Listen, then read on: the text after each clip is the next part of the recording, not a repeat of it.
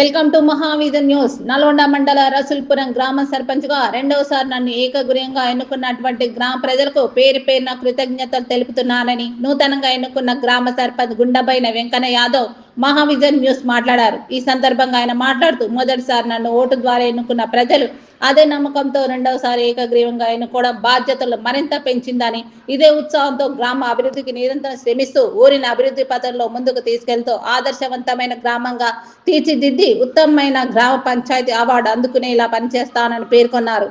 ఈ నూతన సంవత్సరంలో గ్రామంలో సమస్యలను పరిష్కరిస్తూ మంత్రి అండదండలతో గ్రామాన్ని అన్ని రంగాల్లో అభివృద్ధి పరుస్తూ ముందుకెళ్తానని పేర్కొన్నారు. ఈ కార్యక్రమంలో గ్రామ ప్రజలు తదితరులు పాల్గొన్నారు.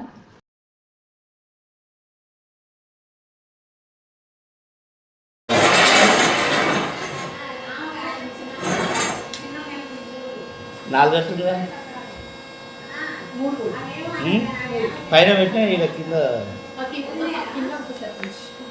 కాదు, ఇప్పుడు ఈడ పెట్టి అప్పులు సిగ్నేచర్ అన్న కూడా పెట్టారు.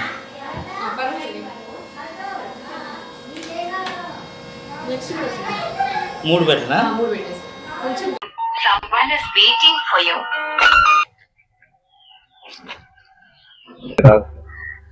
ఓకే, మనం ప్రస్తుతం నల్గొండ మండలం రసూల్పురం గ్రామంలో ఉన్నాము. మనతో పాటు నూతనంగా ఎన్నికైన సర్పంచ్ గుండబోయిన వెంకన్న గారు మనతో ఉన్నారు. అలాగే గ్రామ పెద్దలు కూడా ఉన్నారు. వారిని అడిగి తెలుసుకునే ప్రయత్నం చేద్దాం. గ్రామాన్ని మొన్న సర్పంచ్ ఎన్నికల తర్వాత గెలిచినాక ఏ రకంగా అభివృద్ధి చేస్తున్నారో, వారు గుర్తించిన కారణాలు ఏందో, ఇక్కడ గ్రామంలో మేజర్ సమస్య ఏందో వాటిని అడిగి తెలుసుకునే ప్రయత్నం చేద్దాం. సార్ చెప్పండి, మీ గ్రామంలో మేజర్ విషయం ఏంటి? మీరు సర్పంచ్ ఎన్నికైనాక ఏం చేద్దాం అనుకుంటున్నారు? నా పేరు గుండబోయిన వెంకన్న, నల్గొండ మండలం రసూల్పూర్ గ్రామ పంచాయత్. ఫస్ట్ నూతన సంవత్సర శుభాకాంక్షలు. గ్రామ వివిధ పార్టీ నాయకులు నన్ను ఈసారి రెండవసారి అవకాశం ఇచ్చి ఏకగ్రీవంగా ఆమోదించిన మా మంత్రి కోమరెడ్డి వెంకరెడ్డి గారు, గుమ్మల మోరెడ్డి సహకారంతో రెండోసారి నాకు అది నమ్మకంతో ఈరోజు సర్పంచ్గా రెండోసారి అవకాశం ఇచ్చారు. అలాగనే మన గ్రామ పెద్దలు, మా పార్టీ కానీ ఇతర పార్టీలు కానీ అందరూ పేరు పేరున వారికి ధన్యవాదాలు తెలియజేసుకున్నాను. ఎందుకంటే అభివృద్ధి చేస్తా అన్న నమ్మకంతో చేశారు. కాబట్టి దీన్ని ముందుకు ఈ కొత్త సంవత్సరంలో, ఈ సంవత్సరం రోజుల్లో దుప్పలపల్లి రోడ్డు కూడా పెడతా అన్నాడు. ఎందుకంటే ఈ రోడ్డుని ఈ దుప్పలపల్లి రోడ్డు వరకు మాకు ఎందుకంటే రోడ్డు బాగలేక ఇబ్బందులు పాలవుతున్నాం. దానికి మంత్రి దృష్టికి తీసుకెళ్ళాం. ఏకగ్రీవం చేసుకుని వచ్చిన వెంటనే సంవత్సరం తర్వాత పెడతానని మాట ఇచ్చాడు. అలాగనే ఇప్పుడు ఎస్సీ కాలనీకి ఒకటి ఇది డ్రైనేజ్ ప్రాబ్లం ఉంది. దాన్ని ఇప్పుడు మంత్రి గారి దృష్టికి తీసుకెళ్ళి దాన్ని డ్రైనేజీ తీసుకురావాలని కోరుకుంటున్నాం. ఓకే, అలాగే గ్రామంలో మీకు ఎంతమంది సపోర్ట్ చేస్తున్నారు సార్? మీకు గ్రామాల సహాయ సహకారాలు ఏ విధంగా అందుతున్నాయి? మీకు గ్రామంలో అందరూ సహాయ సహకారం చేపట్టి రెండోసారి ఏకగ్రీవంగా ఎన్నుకోవడం జరిగింది. వాళ్ళు ఎలాంటి ఆశించకుండా నా దగ్గర లేకుండానే నాకు ₹1 తీసుకోకుండా నన్ను రెండోసారి ఎన్నుకున్నాను. గ్రామ ప్రజలకు పేరు పేరున ధన్యవాదాలు తీసుకుని వారి పదాభివందనం తెలియజేస్తాను. ఓకే, గ్రామంలో ప్రతి సమస్యపై ఖచ్చితంగా నేను పోరాడి ముందంజలో ఉండి గ్రామానికి సేవ చేసే విధంగా చేస్తానని చెప్పి హామీ ఇవ్వడం జరుగుతున్నది సర్పంచ్ గారు. ఆల్రెడీ గతంలో కూడా పోయినసారి కూడా ఎన్నికల సందర్భంగా సర్పంచ్ గారు గ్రామానికి సేవ చేసిన ఆ దృక్పథంతో ఈసారి ప్రజలు కూడా ఓట్లేసి అత్యధికంగా గెలిపించడం జరిగింది అన్నారు. ఈసారి ఏకగ్రీవంగా ఎన్నికలు కాకుండా ఏకగ్రీవంగా గెలిపించడం సంతోషం అని చెప్పి ఇక్కడ హర్షం జరుగుతుంది సర్పంచ్ గారు. అలాగే మనతో పాటు మరొక గ్రామ టిఆర్ఎస్ వార్డు నెంబర్ అధ్యక్షులు, టిఆర్ఎస్ గ్రామ శాఖ అధ్యక్షులు మనతో ఉన్నారు. వారిని అడిగి తెలుసుకునే ప్రయత్నం చేద్దాం. సార్ చెప్పండి, మన గ్రామాన్ని ఏ రకంగా అభివృద్ధి చేయాలని? గ్రామంలో కావాల్సింది, మాకు గ్రామం అభివృద్ధి కావాలనే దాంతో మేము ఏకగ్రీవం చేసినాం. మాకు గ్రామ పంచాయతీ చిన్న గ్రామ పంచాయతీ కానీ మాకు కావాల్సింది గ్రామ పంచాయతీలు అందరం కలిసి ఒక ఏకదాటిగా పోవాలని, గ్రామం అభివృద్ధి కావాలన్న లక్ష్యంతో ఏకగ్రీవం చేసేందుకు ముందుకు వచ్చాం. గ్రామంలో పార్టీలకు అతీతంగా ఏ ఒక్క పార్టీతో సంబంధం లేకుండా గ్రామాన్ని అభివృద్ధి చేసే కోణంలో ఖచ్చితంగా రసూల్పురం గ్రామం ముందుంటుందని చెప్పి ఇక్కడ గ్రామ ప్రజలు కానీ వారు హామీ ఇవ్వడం జరుగుతున్నది. అలాగే మనతో పాటు మరికొంతమంది గ్రామస్తులు మనతో పాటు ఉన్నారు. వారిని అడిగి తెలుసుకునే ప్రయత్నం చేద్దాం. సార్ చెప్పండి, మీ గ్రామంలో మీ సర్పంచ్ గారిని ఎన్నుకోవడం గల కారణాలు ఏంటి? మీ గ్రామాన్ని ఏ రకంగా అభివృద్ధి చేయాలనుకుంటున్నారు? వారు మాకు గుండబోయిన వెంకన్న గారు చాలా వరకు పోయిన సంవత్సరం మంచి పని చేసినాడు. ఇప్పుడు చేయాలని మేము కోరుకున్నాము, అందరం ఒప్పుకున్నాము. అయితే ఇంకో సమస్య ఏంటంటే ఎలపల్లి వాటర్ ట్యాంక్ కాంచి ఏదుపల్లి కాడు కాక రోడ్డు వేపిస్తారని వెంకటరెడ్డి మంత్రితో సారు, అంతవరకు సంతోషం మాకు చేయాలి ఆ పని. ఇంకా ఈ గ్రామంలో ఉన్నటువంటి సమస్యలు ఏంటి ఆయన దృష్టికి మీరు తీసుకెళ్లారా? ఇంకా తీసుకోపోలే, ర్యాప్స్ తీసుకోపోలే. అట్లా సర్పంచ్ గారు రెండోసారి ఏకగ్రీవంగా ఎన్నుకోవడానికి కారణం ఏంది? ఆయన మీద ఎందుకు ఈ గ్రామానికి అంత అభిమానం ఏర్పడింది? వ్యక్తి అనేది మంచి పనులు చేస్తుండు అట్లా. ఓకే, అలాగే వింటున్నారు కదా, మనతో పాటు ఇంకొక గ్రామం పెద్ద మనతో పాటు ఉన్నారు, వారిని అడిగి తెలుసుకునే ప్రయత్నం చేద్దాం.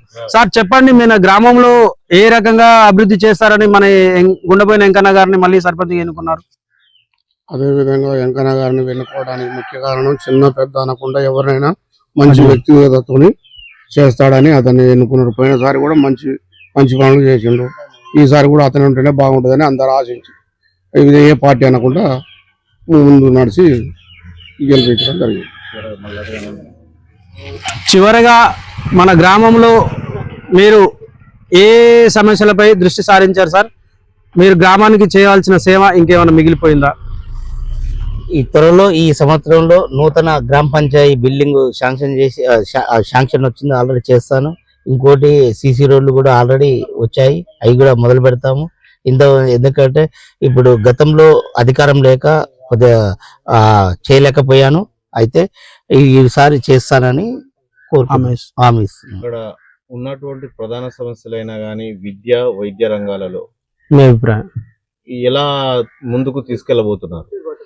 విద్య అనేది మా గ్రామ పెద్దలు అందరి సహకారంతో త్వరలో ఒక నిర్ణయం తీసుకుందామని చూస్తున్నా. ఎందుకంటే ఇక్కడ ఎక్కడో ప్రైవేట్ స్కూల్ కు పోయి అక్కడ చదివిస్తున్నారు, అదే అక్కడ ఆ అమౌంట్ కాకుండా ఇక్కడ గ్రామంలోనే పిల్లల్ని ఇక్కడనే ఉంచి ఒక ఇద్దరు టీచర్లు కానీ ఆయమ్మల్ని సెట్ చేసి స్కూల్ని ఇక్కడనే పునరుద్ధిద్దామని త్వరలో మేము నిర్ణయం తీసుకుందామని గ్రామ పెద్దల సహకారంతో. అలాగే మీ ఊర్లో ప్రాథమిక పాఠశాల ఉన్నది, ప్రాథమిక పాఠశాలలో కేవలం 12-13 మంది మాత్రమే ఉన్నారు సార్. మరి దానికి అసలు ఎన్ని ఇబ్బందులు జరుగుతున్నాయి?